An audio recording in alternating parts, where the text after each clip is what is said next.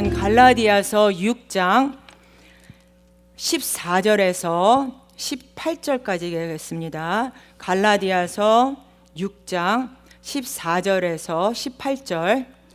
그러나 내게는 우리 주 예수 그리스도의 십자가 외에 결코 자랑할 것이 없으니 그리스도로 말미암아 세상이 나를 대하여 십자가에 못 박히고 내가 또한 세상을 대하여 그러하니라. 할례나 무할례가 아무것도 아니로되 오직 새로 지으심을 받은 자뿐이니라. 무릇 이 규례를 행하는 자에게와 하나님의 이스라엘에게 평강과 긍휼이 있을지어다. 그 후로는 누구든지 나를 괴롭게 말라. 내가 내 몸에 예수의 흔적을 가졌노라. 형제들아, 우리 주 예수 그리스도의 은혜가 너희 심령에 있을지어다. 아멘. 아멘. 기도하시겠습니다. 하나님 아버지, 감사합니다. 오늘도 하나님의 은혜가 내려지는 이곳에, 하나님께서 친히 임재하시는 이곳에 저희들을 구별하여 부르시고 복된 예배자로 세워주시오니 감사드립니다. 이 시간 마음을 다하여 주 앞에 예배할 때 10분의 1을 구별하고 감사의 예물을 구별하고 주일 예물, 성교 헌금을 주님 앞에 드립니다. 드린 손길을 기억하여 주셔서 우리 성도님들이 이 땅에 살아갈 때 이삭이 훈련 중에 농사하여 그 해 100배의 결실을 얻었다고 기록된 말씀과 같이 동일한 은혜, 동일한 능력을 체험하며 살아가는 복된 주의 자들이 되게 하여 주시옵소서. 이 시간 하나님의 말씀이 선포될 때에 주신 귀한 말씀을 전하는 주의 종의 입술에 기름을 부으사 말씀의 지혜와 능력을 더하게 하시고 말씀을 통하여 하나님의 뜻을 깨달아 순종하며 결단의 시간이 되게 하여 주시옵소서. 오늘도 축복의 근원이 되시는 예수님의 이름으로 간절히 기도합니다. 아멘. 오늘 말씀의 제목은 예수님의 흔적, 예수님의 흔적이라는 제목을 갖고 우리가 함께 은혜를 받고자 합니다. 한국 옛 속담에 호랑이는 죽어서 가죽을 남기고 사람은 죽어서 이름을 남긴다는 말이 있습니다. 이렇게 사람들은 이 세상에 사는 동안 무엇인가 자기의 이름, 아름다운 흔적을 남기길 원합니다. 우리 성도님들은 무엇을 남기고 자랑하고 싶습니까? 우리는 이 세상을 살아가는 동안 우리의 흔적을 남기는 것이 아니라 예수 그리스도의 흔적을 남기는 주님의 자녀들이 되어야 합니다. 그렇다면 예수님이 우리에게 남기신 흔적이 무엇일까요? 첫 번째로 십자가입니다. 십자가에서 죽으심으로 하나님의 구원 계획이 이루어졌고 십자가는 교회의 상징이 되었습니다. 두 번째로는 빈 무덤입니다.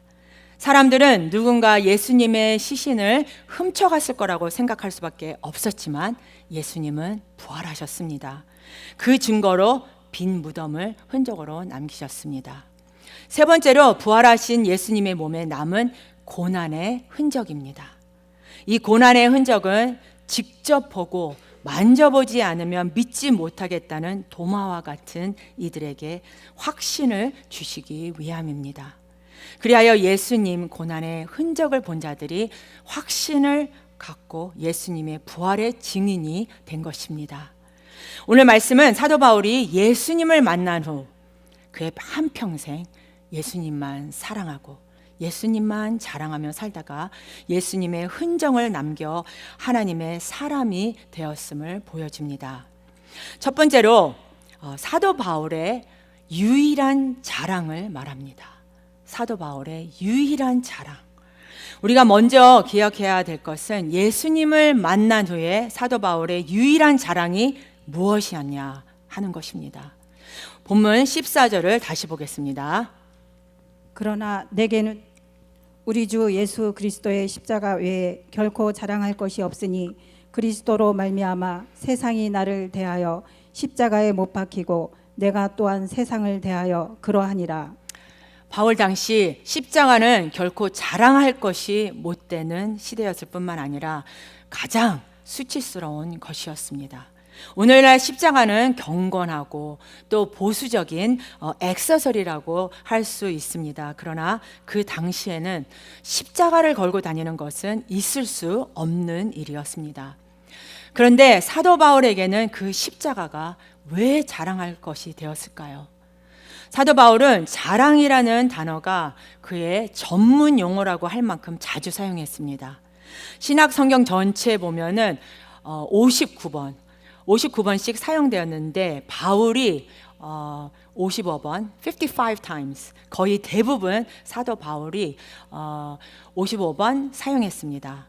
그런데 한국말로는 자랑이라고 번역되었고 또 영어 성경에는 boast라고 되었는데 그의 의미를 풀어보면 영광을 구하다, 어떤 것을 크게 기뻐하고 즐거워하다, 또 어떤 것을 전적으로 신뢰하다라는 의미가 있습니다.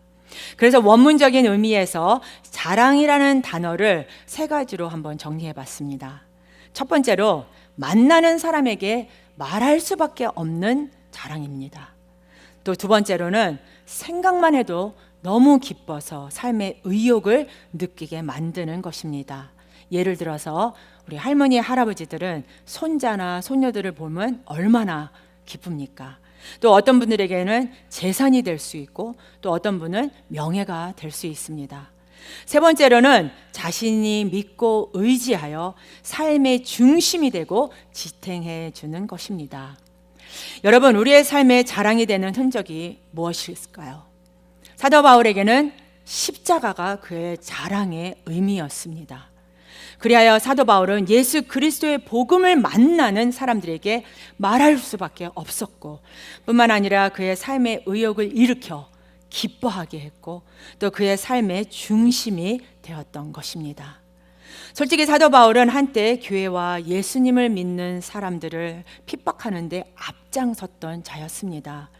스데반 집사가 돌에 맞아 죽을 때 증인으로 서 있었고 뿐만 아니라 스데반 집사가 죽는 것이 당연하다고 생각할 정도였습니다. 그런데 예수 믿는 사람들을 잡으러 다메섹으로 이렇게 갈고 있을 때 예수님을 만나 세 사람이 된 것입니다. 사도행전 9장 4절에서 5절 말씀을 보겠습니다. 땅에 엎드려져 들음에 소리 있어 가라사대 사울아 사울아 내가 어찌하여 나를 핍박하느냐 하시거늘 대답하되 주여 니시오니까 가라사대 나는 내가 핍박하는 예수라. 여러분, 사울은 그날 예수님을 만나 그의 일생이 완전히 바꿔졌고 그 순간이 그의 삶의 전환점이 되었던 것입니다. 뿐만 아니라 예수님을 만난 이후에 사도 바울은 자기의 모든 자랑거리를 배설물로 여긴다고 고백합니다. 빌립보서 3장 8절 말씀입니다. 또한 모든 것을 해로 여김은 내 주 그리스도 예수를 아는 지식이 가장 고상함을 인함이라. 내가 그를 위하여 모든 것을 잃어버리고 배설물로 여김은 그리스도를 얻고. 사도 바울은 전통 있는 가문에서 태어나 당시 최고의 학벌을 가졌고 또 나면서부터 로마 시민권자라 이런 자랑거리가 많은 사람이었습니다. 그런데 예수님을 만난 다음 이 모든 육신의 자랑거리를 배설물처럼 내던져 버렸습니다. 그리고 이제는 내가 자랑할 거는 예수님의 십자가밖에 없다고 만인 앞에서 고백했던 것입니다. 영국 런던에 조셉이라는 아주 잘생긴 아이가 있었습니다. 그런데 조셉의 엄마는 조셉은 너무 잘생겼었는데 엄마는 얼굴에 이렇게 화상으로 인해서 흉측하게 일그러져 있었습니다. 그로 인해 조셉 친구들은 그런 엄마를 둔 조셉을 놀리고 이렇게 왕따시키고 그랬습니다. 그래서 어느 날 너무 화가 난 조셉은 엄마의 얼굴은 왜 이렇게 일그러지고 왜 이런 얼굴이냐 그러면서 울면서 어머님한테 울면서 이렇게 통곡을 했습니다. 그러자 엄마는 한참 동안 생각에 잠겼다가 옷장에서 사진 한 장을 꺼내며 보여줬습니다. 그 사진은 예쁜 엄마의 모습이었습니다. 깜짝 놀란 조셉은 예뻤던 얼굴이 엄마 왜 이렇게 되셨나요? 하면서 어머님께 물었습니다. 그때 엄마가 대답하기를 네가 조셉 너가 돌이 막 지났을 때 너를 집에 놔두고 내가 잠깐 마켓에 간 사이에 갑자기 집에 불이 들어서 엄마 나는 너를 구하기 위해 불 속으로 뛰어들어갔단다. 그리고 엄마가 너를 품에 꼭 안고 있어서 너가 이렇게 멋있는 얼굴을 가질 수 있었다라고 엄마가 말을 했습니다.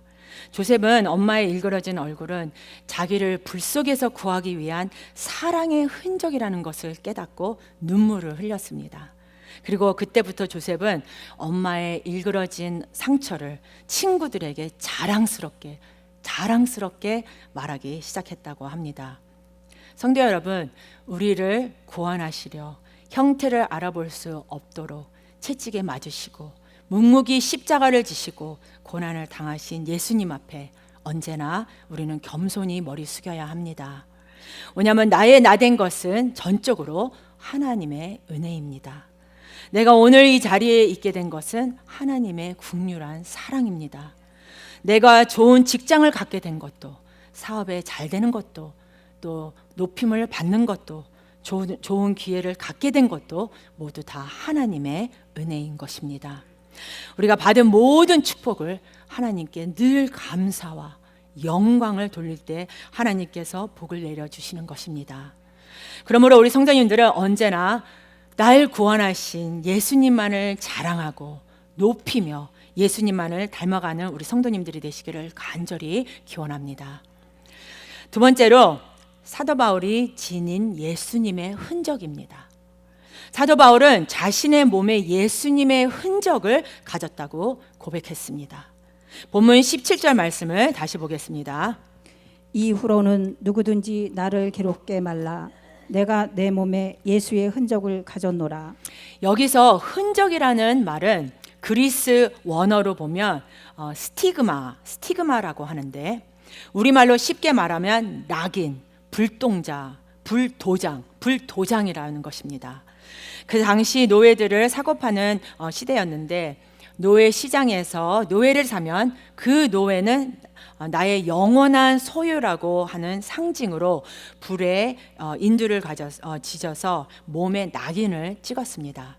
그래서 영원히 그 몸에 낙인이 있어서 어디로 가든지 그 사람은 누구의 소유입니다. 이렇게 소유물로 인정되었습니다. 뿐만 아니라 그 당시 장수들이 황제에게 충성심을 보이기 위해서 스스로 몸에 낙인을 찍기도 했습니다. 그런데 오늘 말씀에서 사도 바울이 예수의 흔적을 지녔다고 하는 말은 자신이 예수님의 종이고 예수님의 소유물이라는 것을 강조한 표현입니다. 사도 바울은 진정으로 예수님을 위해 죽고 예수님을 위해 사는 예수님의 낙인 찍힌 하나님의 사람이었습니다. 로마서 14장 8절 말씀을 보겠습니다. 우리가 살아도 주를 위하여 살고 죽어도 주를 위하여 죽나니 그러므로 사나 죽으나 우리가 주의 것이로라. 아멘. 사도 바울은 예수님을 만난 이후 주님을 위해 헌신하는 살아가면서 많은 고난을 겪었습니다.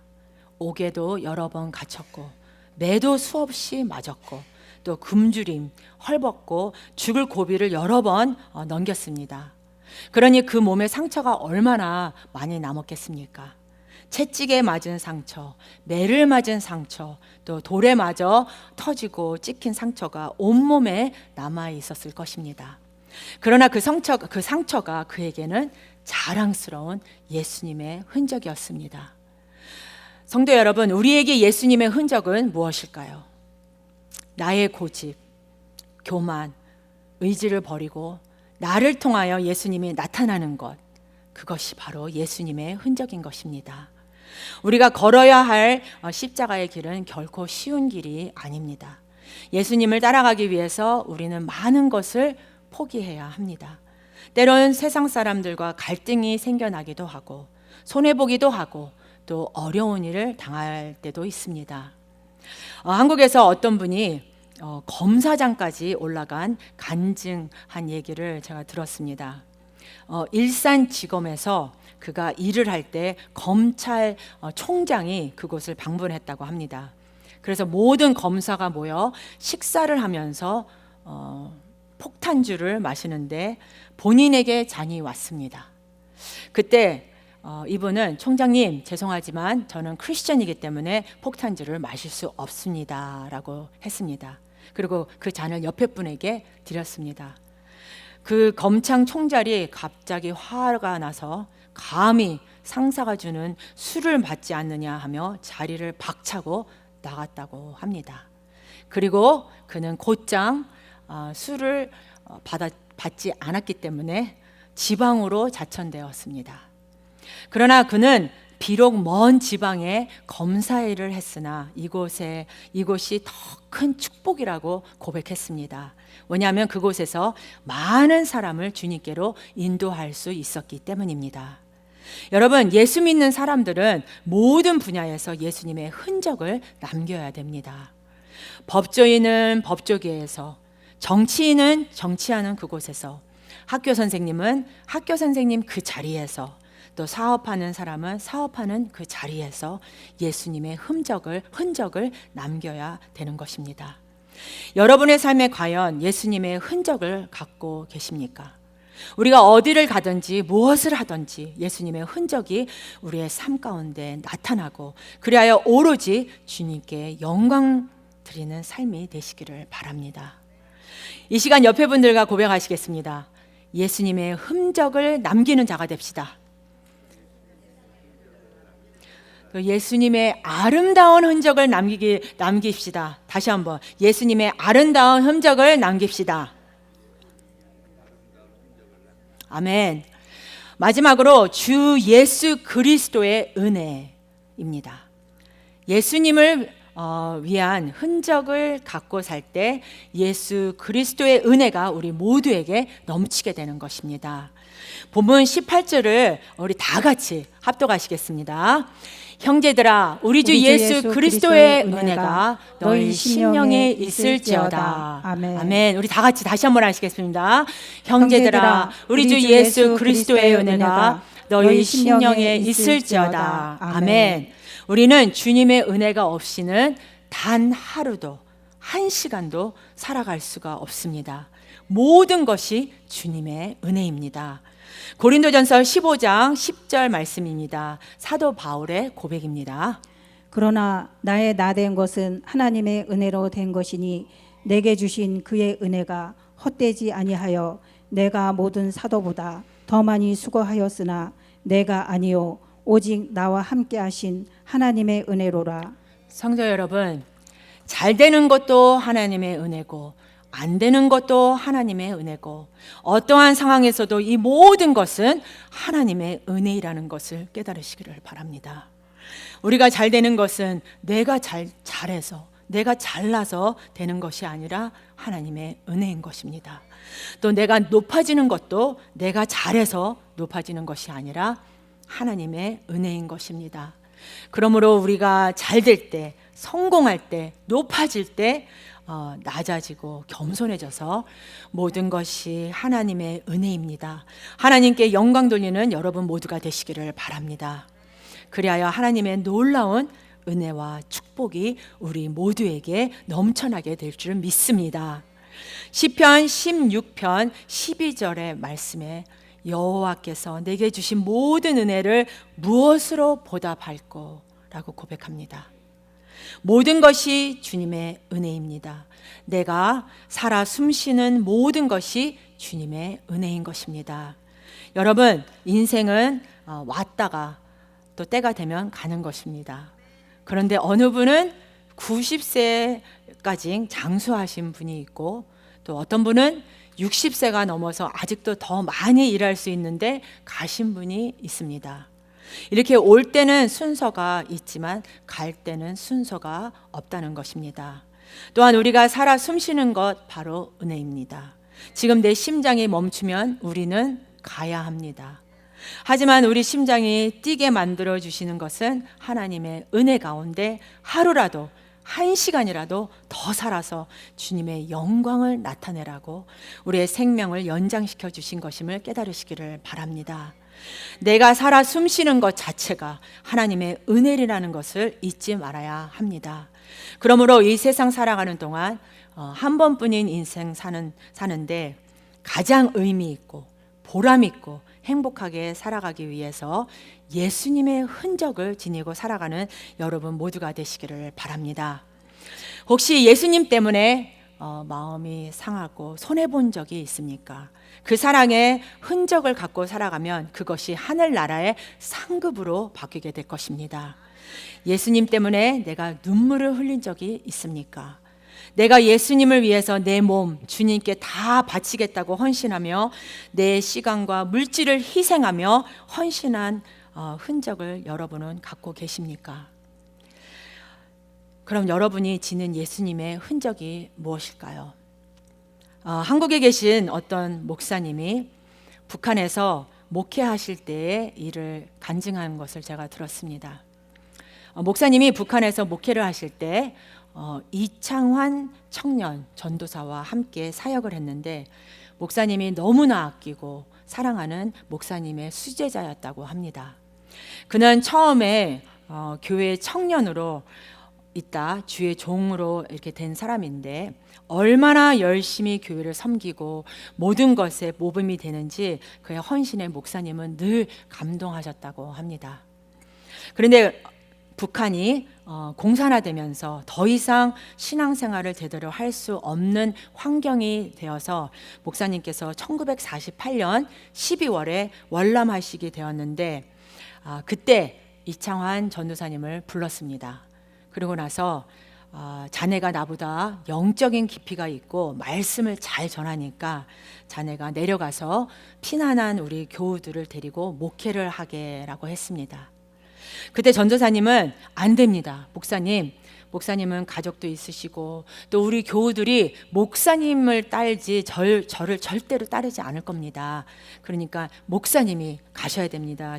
저는 여기 나이 많으신 많아서 피난 가지 못하신 분들을 제가 돌보겠습니다 라고 이렇게 말했습니다.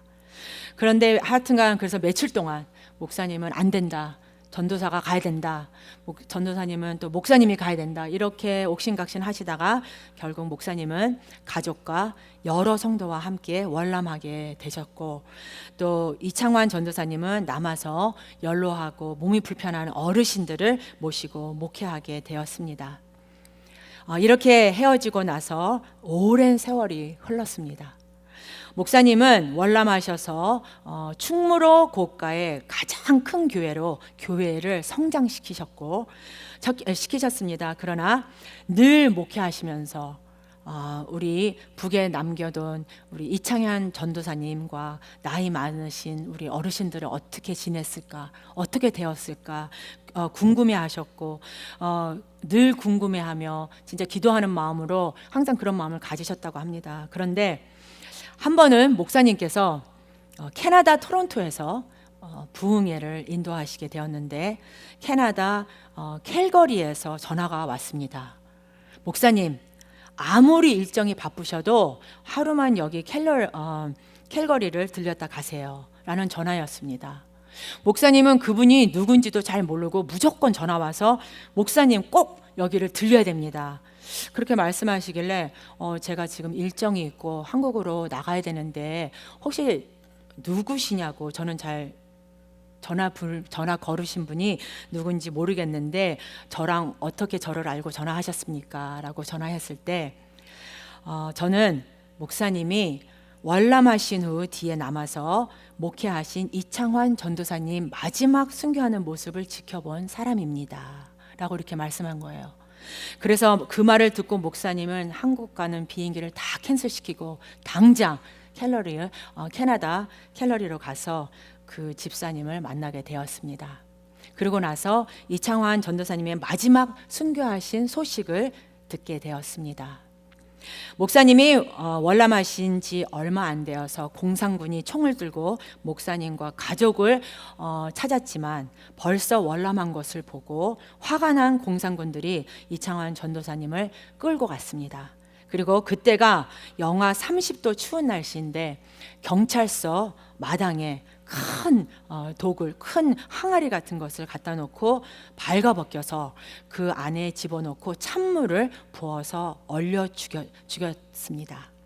그때 따라갔던 많은 성도가 경찰서 담 앞에서 그 모습을 지켜보면서 눈물을 흘렸다고 합니다. 그런데 그때 이청환 전도사님이 몸이 얼어 들어가면서 찬송가를 불렀습니다. 우리 여러분들 다 아시는 찬송가인데 찬송가 545장. 하늘 가는 밝은 길이 내 앞에 있으니 슬픈 일을 많이 보고 늘 고생하여도 하늘 영광 밝음이 어두운 그늘 해치니 예수 공로 의지하여 항상 빛을 보도다. 성도들이 경찰서 밖에서 통곡하며 눈물로 그 찬송을 함께 불렀습니다. 1절을 부르고 2절을 부르고 점점 목소리가 작아지더니 거기서 순교하셨습니다. 성도 여러분, 그는 진정한 예수님의 흔적을 가진 하나님의 종이었습니다. 비록 짧은 인생을 마쳤지만 결혼도 못하고 27살 젊은 나이로 그렇게 그는 순교했지만 예수님을 향한 그 사랑의 열정으로 아름다운 예수님의 흔적을 남기고 간 귀한 주님의 종이 된 것입니다. 여러분, 이와 같이 예수님의 사랑의 흔적이 여러분 삶 가운데 남아있게 되기를 바랍니다. 여러분의 손에 예수의 사랑의 흔적이 남아있어서 이웃의 어려운 사람들에게 사랑을 펼치는 그러한 사랑의 손이 되기를 바랍니다. 여러분의 무릎에 예수님의 흔적이 남아있어서 언제나 주님 앞에 무릎을 꿇는 기도의 사람들이 되시기를 바랍니다. 사랑하는 우리 성도 여러분, 어떤 어려움이 다가오고 어떤 문제가 다가와도 예수님을 더욱 사랑하고 더욱 의지하며 예수님의 아름다운 흔적을 남겨서 주님이 오시는 그날 잘했다 칭찬받는 저와 여러분 모두가 되시기를 예수님의 이름으로 축원합니다. 우리 다 같이 일어나셔서 찬양하시겠습니다.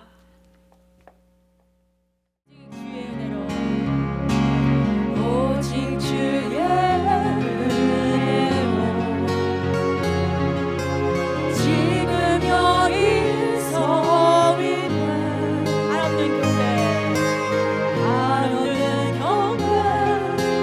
한없는 찬양 내 영원 예배 드리네.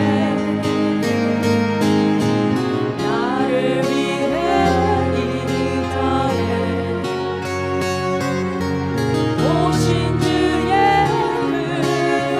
십자가부터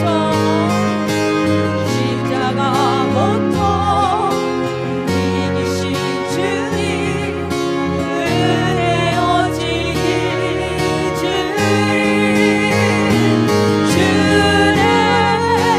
날 채우시네. 주님 오게 하시네. 살아가는 동안 그대로만 살리 십자가 은혜로. Let's sing Jesus your grace. Jesus your grace is enough. I stand here in your presence, lifting up my hands, singing songs of praise. I worship you with all my heart. Over the world of darkness, shedding the light of your conquering the place of the shameful cross. You held me in your arms embrace. Through your grace, my life is complete. Through your grace, I receive my sight. All the days of my life, I will dwell in your grace. Your grace shone on. 우리 다시 한번 고백하시겠습니다. 오직 주의 은혜로. 오직 주의 은혜로. 우리 다 같이 두 손을 올리고 주님께 고백하시겠습니다.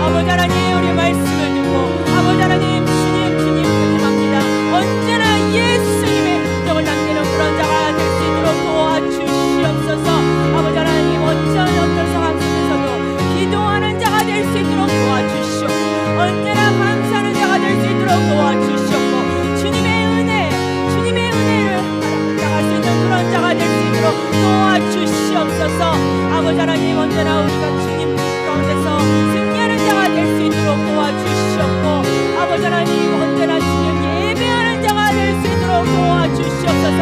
아버지 하나님, 이 시간 이 순간 아버지 이 자리 이곳을 것어도 아버지 주님의 은혜입니다. 아버지 하나님, 주님 언제나 나를 통하여 아버지 하나님 그 될 수 있도록 도와주시옵소서. 나를 통하여 내가 그 역할을 할 수 있는 그런 자가 될 수 있도록 도와주시옵고, 마지막 때에 주님 오실 때 잘했다 칭찬을 받을 수 있는 그런 우리 한 사람 한 사람이 될 수 있도록 도와주시옵소서. 언제나 주님의 은혜에 나갈 수 있도록 도와주시옵고, 어떤 상황 속에서도 주님을 바라보며 나갈수록 승리하는 자가 될 수 있도록 도와주시옵소서. 예수의 이름으로 강하고 담대함을 갖고 나갈 수 있도록 도와주시옵소서. 예수의 이름으로 간절히 기도드리옵나이다. 주의 날 채우시네. 주의 복에 오신 살아가는 동안 은혜로만 살리는 십자가. 다시 한번 우리 주님 날 채우시네. 주의 복을 하시는 살아가는 동안 은혜로만 살리는 십자가. 은혜로 살아가는 동안 은혜로만 살리는 십자가. 다시 한번 우리 살아가는 동안